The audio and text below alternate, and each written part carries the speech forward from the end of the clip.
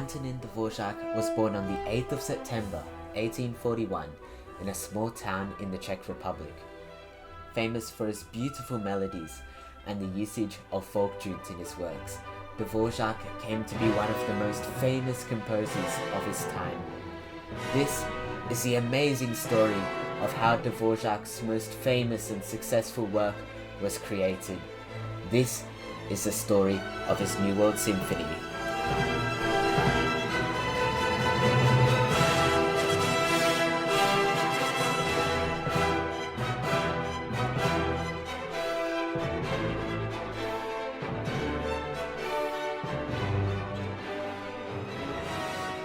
It's 1892 in America, and life is progressing rather slowly. The nation had only gained its independence some 14 years ago, and all the good music of the time was composed in Europe. America had little to show. It was then when the president and founder of the National Conservatory of Music of America, Jeanette Thurber, had an idea.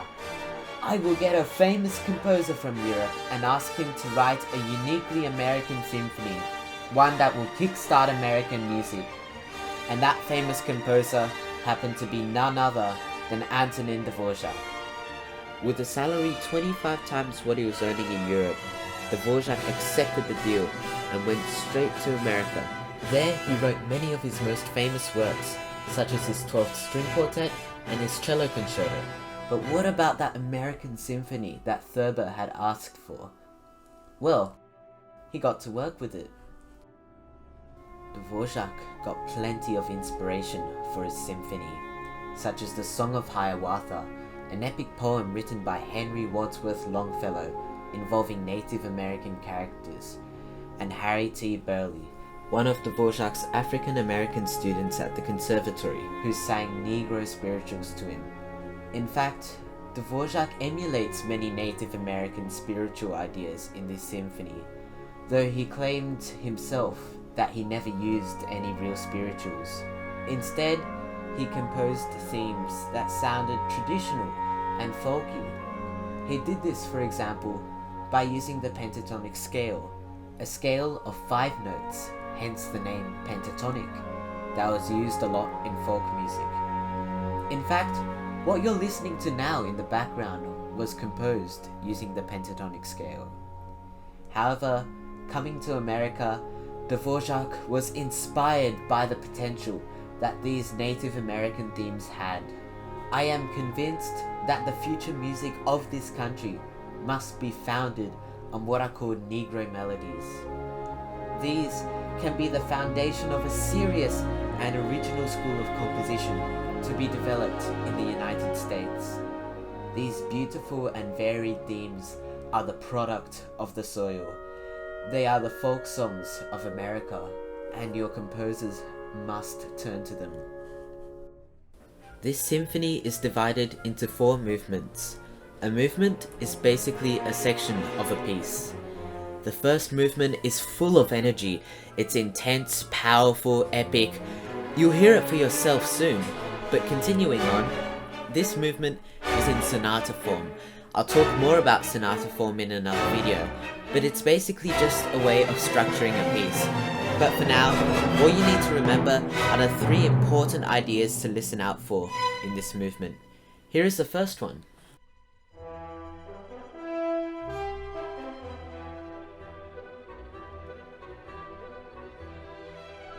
Here is the second idea.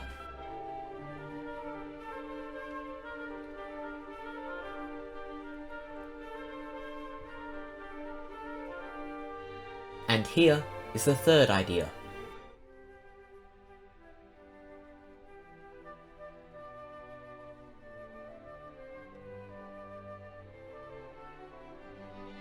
Maybe it's not as intense as you thought it would be, but keep listening, because we haven't reached the good stuff yet. Take this bit of the movement, where Dvorak uses ideas 1 and 3 to create this epic dialogue that only grows in intensity.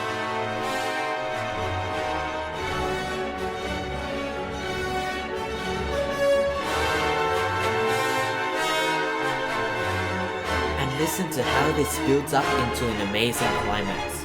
At this point, the level of epicness has just gone through the roof.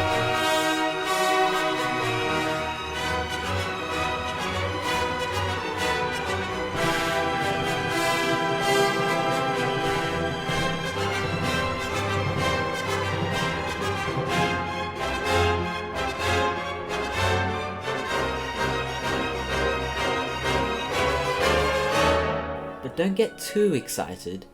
The second movement is a calm, beautiful, slow piece of music. The main theme of this movement goes like this.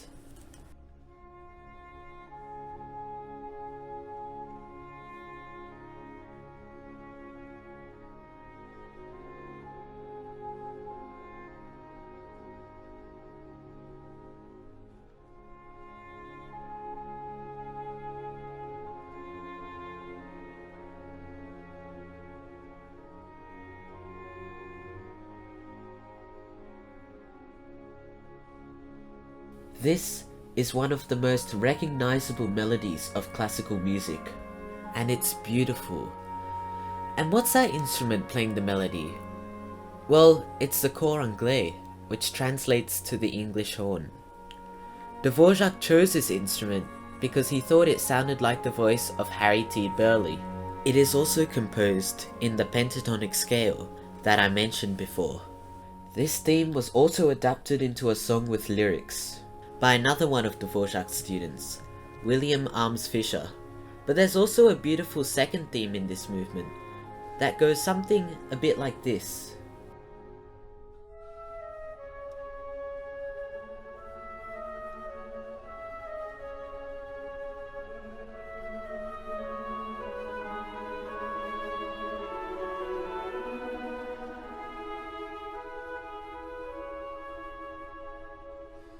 Although it's less well known, this second theme is still really beautiful and is very well inspired by Longfellow's The Song of Hiawatha. Then we have the first theme of this movement replayed again, and that concludes the movement. The third movement is a brisk scherzo. A scherzo is a playful fast movement with the word literally meaning joke in Italian. The introduction is surprisingly similar to the scherzo of Beethoven's 9th Symphony. Let's do a comparison.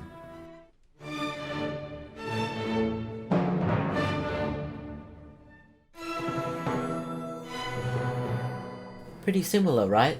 But let's continue. This is the main idea of the third movement.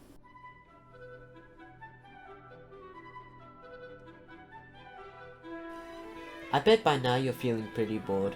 So here, have some epic music.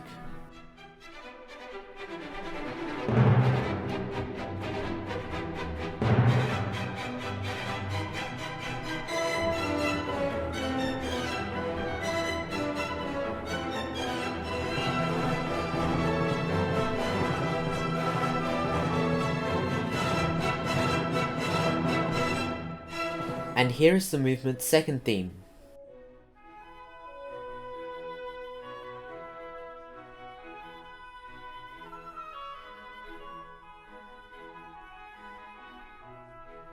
And here's the third theme of this movement.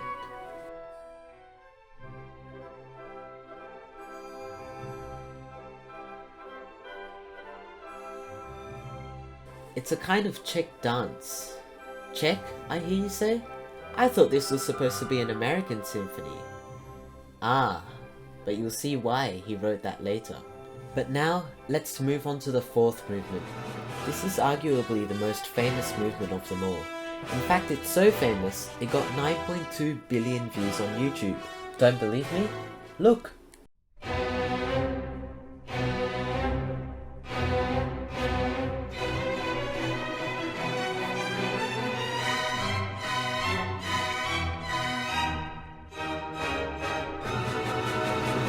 But all jokes aside, the fourth movement is arguably the most famous movement of this symphony.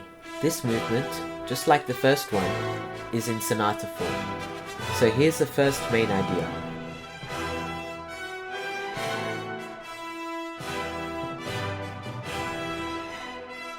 This is then followed by the second idea.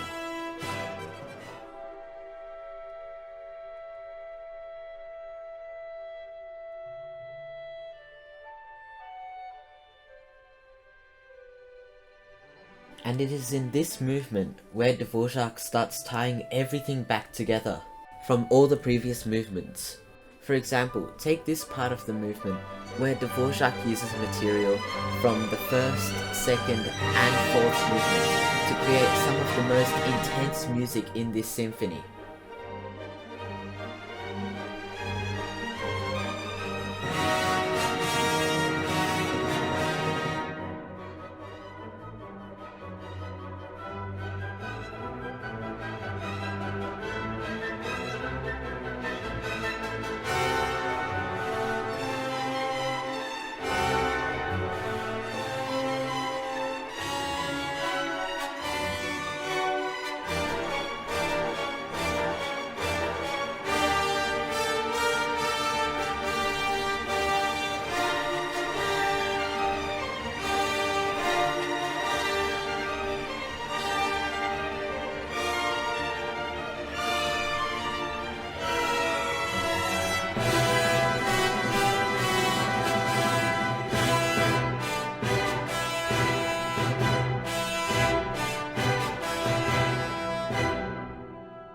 Some of the most beautiful material from this symphony can also be found in this movement, such as the following theme.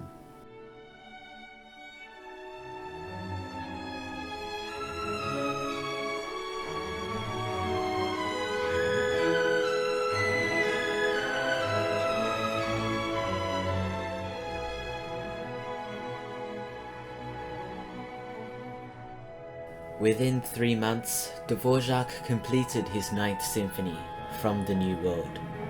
This was the new American symphony that would kick-start American music.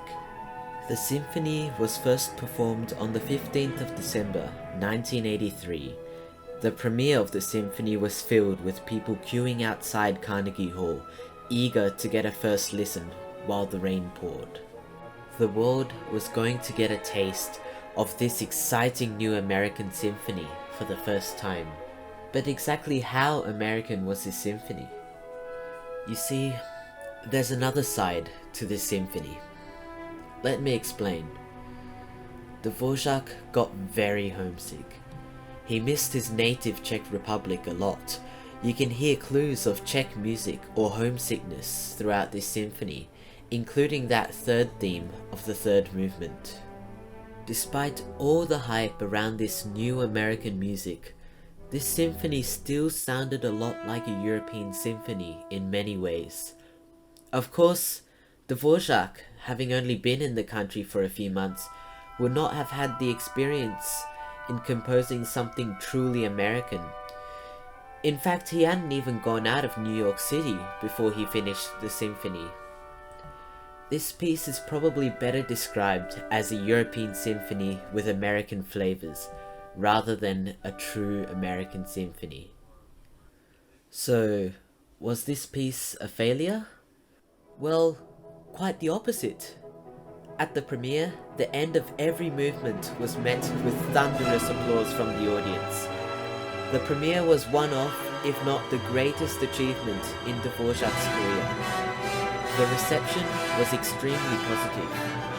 The New York Evening Post wrote of it, "Anyone who had heard it could not deny that it is the greatest symphonic work ever composed in this country." Even with its European influences, this symphony was a huge success right from when it premiered.